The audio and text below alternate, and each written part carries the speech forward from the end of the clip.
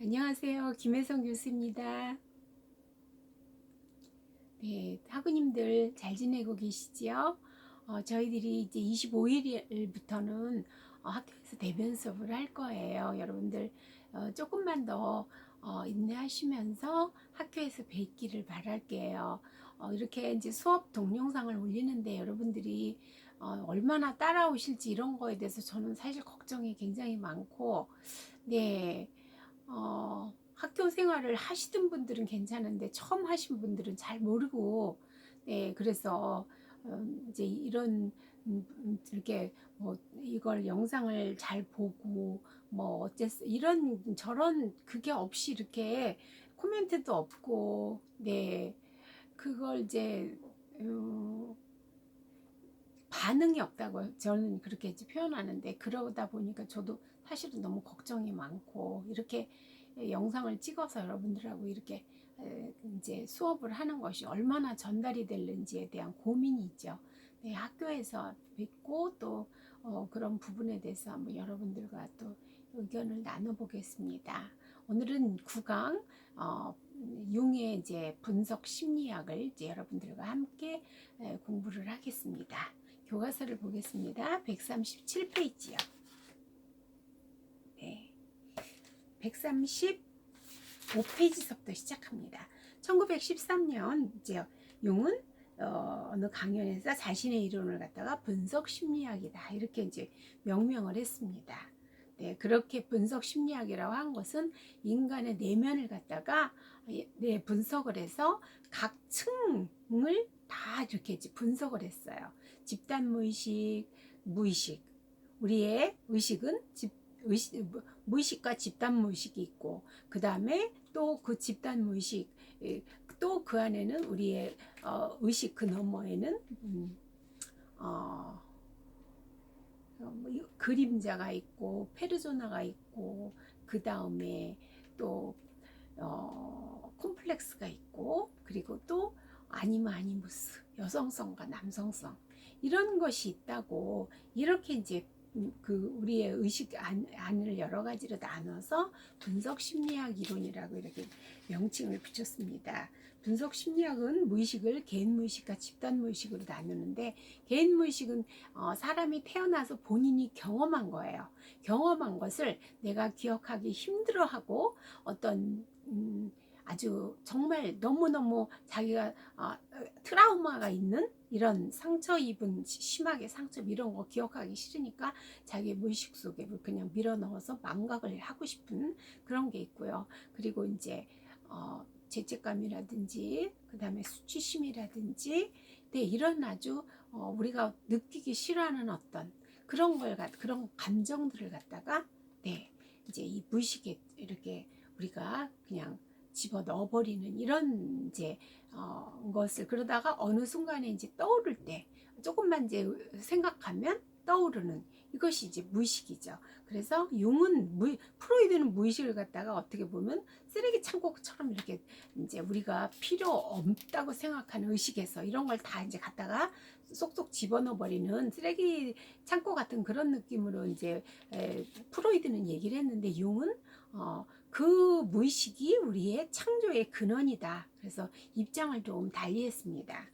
네, 그것은 어, 어, 개인 무의식은요 그렇고, 집단 무의식은 우리가 경험하지 않은, 우리 조상들이 경험한 삶의 그 모습을 갖다가 우리의 내면 속에 그대로 들어와 있다는 거예요. 그래서 원시 조상 아담과 하와, 성경에는 아담과 하와가 에덴 동산에서 살면서 경험한 모든 것, 이런 것들이 우리의 무의식 속에, 전 인류의 무의식 속에 들어와 있고요. 그리고 이 집단 무의식은 특별한 어떤 이제 문화를 형성하는 거예요. 그래서 만약에 박씨 집성촌이 경상도 어디에 있다. 그리고 박씨 집성촌만이 가진 특별한 어떤 의식이 있어요. 그들만의 문화가 있다는 거죠. 그래서 그런 문화를 갖다가 삶 속에서 이제 서로 이렇게 그걸 그 문화권 안에서 허용되지 않는 어떤 것, 이런 거를 이제 그들만이 가지고 있는 특별한 어떤 걸 가지고 있어요. 그렇다면 할아버지가 그걸 이제 그렇게 했다면 그 손자들도 새로 태어난 아기들도 그것을 다 그 자기 내면 안에 본인은 의식하지 못하지만 다 가지고 있다는 거죠. 네, 그것이 바로 집단 무의식이에요.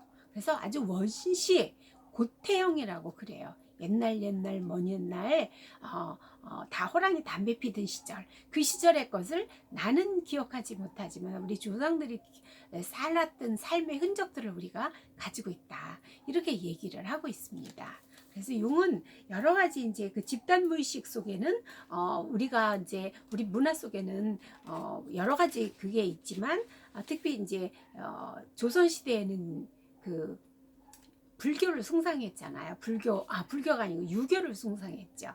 그리고 그 전에는 이제 불교를 숭상했는데, 그런 유교 문화권과 또 그 전에 숭상했던 불교 문화권, 이것이 우리의 삶 속에, 삶의 현장 속에 건물이라든지 또 생활, 우리의 사고, 이런 거에 다 스며들어 있듯이, 네, 그렇게 우리의 집단 무의식 속에는 그래서 특별한 우리의 신화가 있고요. 그 다음에 절이나 이런 데 가면 네, 어떤 그 분청이 있잖아요. 그 절에 가면 특별히 어떤 그 문양이 있고 색칠을 해서 절만이 가진 독특한 분위기가 있죠. 그리고 또 이제 여러 가지 그런 의식이 있죠. 예. 그렇듯이 제사 문화라든지 우리의 유교권에서 숭상하는 제사 문화, 이런 조상을 숭배하고 이런 것들이 우리의 삶 속에 녹아서 대대로 흘러내려와서 오늘날도 존재하듯이 이렇게 집단 무의식 속에는 이것이 존재한다고 생각을 합니다. 아이고.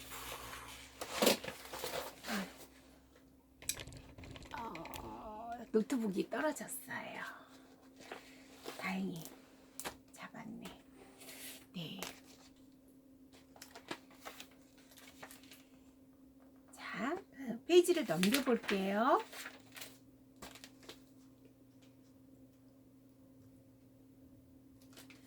용은 이제 중요한 게 뭐냐면 우리가 그 무의식의 이제 개념을 이제 확장해서 이렇게 했는데, 의식은 우리가 이제 우리 일상생활에서 느끼는 게 의식인데, 의식은 자아에 의해서 지배되는 부분으로 네, 인간이 자신을 외부에 표현하고 외부 현실을 인식하는 기능을 한다고 이렇게 봤습니다. 개인이 자신의 의식을 능동적으로 외적 세계에 초점을 맞추는 경향을 외향성이라고 칭하고, 내적 주관적 세계로 향하는 성향을 내향성이라고 이렇게 얘기를 합니다. 용은 우리 모두가 두 가지 상반되는 태도, 네, 내향성이 있으면 외향성이 있다, 이렇게 상반되는 태도 가지고 있으며, 하나의 지배적인 경향에 따라 우리의 성격 및 태도가 달라진다고 봤습니다. 외향성이 많게 사람 사귀기를 좋아하고 활동을 아주 활발하게 하고 이런 사람들은 외향성이 강한 거죠. 근데 어떤 사람들은 사람 만나는 거 별로 즐겨하지 않고 집에서 있는 거를 좋아하고요. 이런 사람들을 내향형이라고 이렇게 얘기를 하죠. 이렇게 의식이 외부 세계를 인식하는 방식은 또 감각과 직관으로 구성된 비합리적인 차원과, 그리고 외부 세계를 판단하는 방식은 또 사고와 감정으로 구성된 합리적 차원으로 이렇게 나뉘었습니다. 그래서 용은 심리적 태도와 의식의 기능을 조합해서 8가지 심리적 유형을 정리를 해서 16가지 심리적 유형을 갖다가 MBTI 성격 유형이라고 이렇게 얘기를 합니다. 융의 성격 유형 이론을 근거로 브릭스와 그의 딸 마이어스가 고하는 자기 보고식 성격 유형 검사가 바로 MBTI. 앞에 글만 따서 마이어스, 브릭스, 타입, 그리고 인디케이터, 이렇게 해서 이제 MBTI로 이렇게 이제 명칭을 해가지고 우리의 성격 검사를 할 때 16가지 중에 어떤 형인지를 우리가 이제 검사를 하죠. 그래서 이 MBTI는요, 건강가정지원센터에서 이런 데서도 쉽게 해요. 10,000원만 내면 내 성격 타입이 어떤 타입인지를 검사를 할 수가 있습니다. 네. 그리고 발달 개념은 융 이론의 핵심 이론이었음에도 불구하고 그는 초기 아동기 발달에는 거의 관심이 없었어요. 그리고 그 대신 그는 삶을 두 기간으로 나눠서 생각했는데 전반부와 후반부. 전반부는 세상에서 자신의 자리를 확립하고 직업을 갖고 배우자를 선택하고 가치관을 확립하고 흥미거리를 발견하는 기간인 반면에 후반부는 주로 죽음에 직면하기 전에 수행해야 될 개성화라는 과제와 연관이 되어 있습니다. 그래서 괴성화란 생애 전체에 걸친 과정으로 개인이 심리적으로 분할할 수 없는 개별적인 존재 또는 전체가 되는 것을 말한다. 이게 무슨 말이냐면 개인이 내가 장미꽃 성향을 가지고 태어난 사람이면 나는 장미꽃처럼 그렇게 사는 게 개성화예요. 자기 실현이고.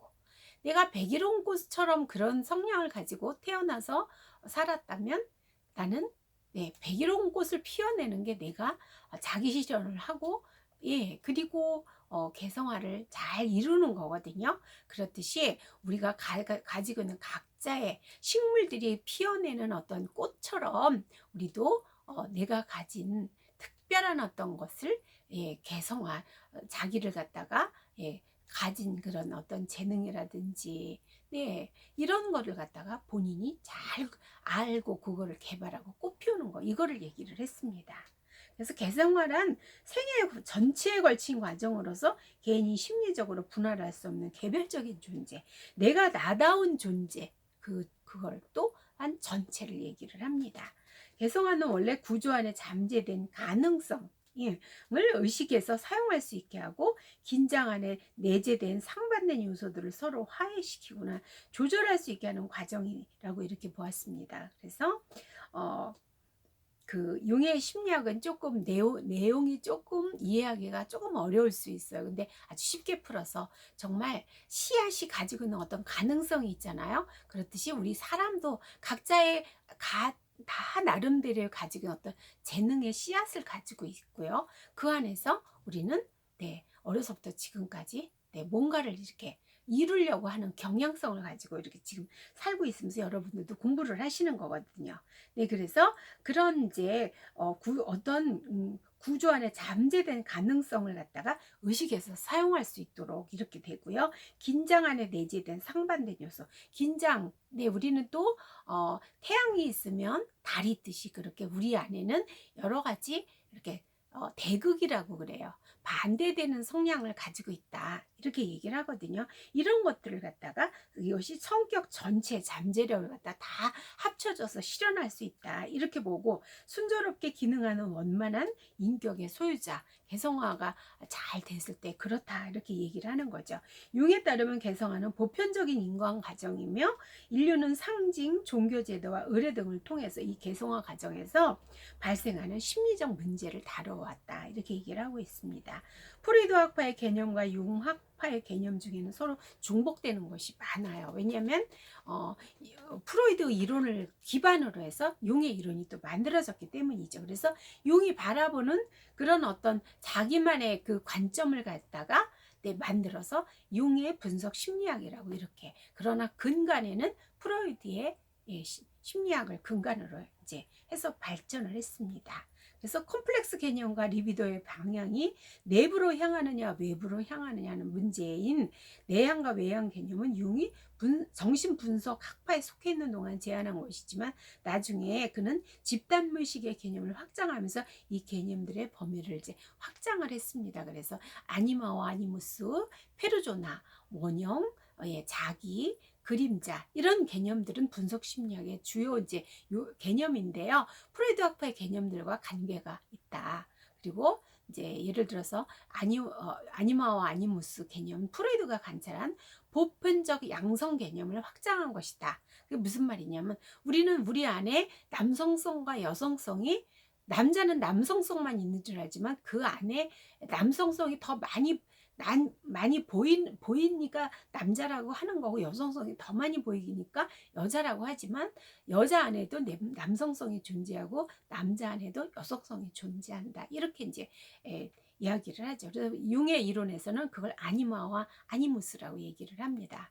네, 융 심리학의 집단무의식과 원형의 개념은 신화학이나 민속학, 종교학이나 문화인류학의 연구자에게 큰 영향을 주었습니다. 그래서 찌리의 융 연구소가 주재한 에라노스 회의에서 심리학, 종교학, 신화학, 민속학 등의 다양한 연구자가 출석해서 발표된 논문은 그런 어떤 학제적인 연구 성과로서의 의미를 가지고요.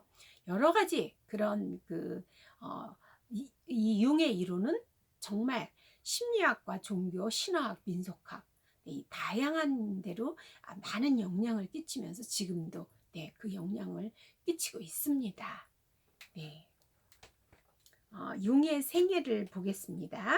여기 책에 있는 융 연구소는 스위스 쥐리히에 있는 융 연구소가 지금도 있고요. 그 옆면을 보면은 이제 이게 건물의 옆면이 나와 있는 거예요. 근데 PPT는 여러분들 PPT 보내드리면 보세요. 그 PPT에는 이제 융의 그 융 연구소로 들어가는 그게 융이 살던 집이에요. 그런데 지금은 융의 손자가 그걸 관리하면서 융 연구소로 이제 개방을 해서 이렇게 들어가는 입구서부터 제가 이제 거기 가서 사진 찍은 것을 PPT에 이렇게 같이 첨부를 했습니다. 네, 융의 생애를 보겠습니다. 융의 생애는 요거 다음 커트로부터 시작을 하겠습니다. 네.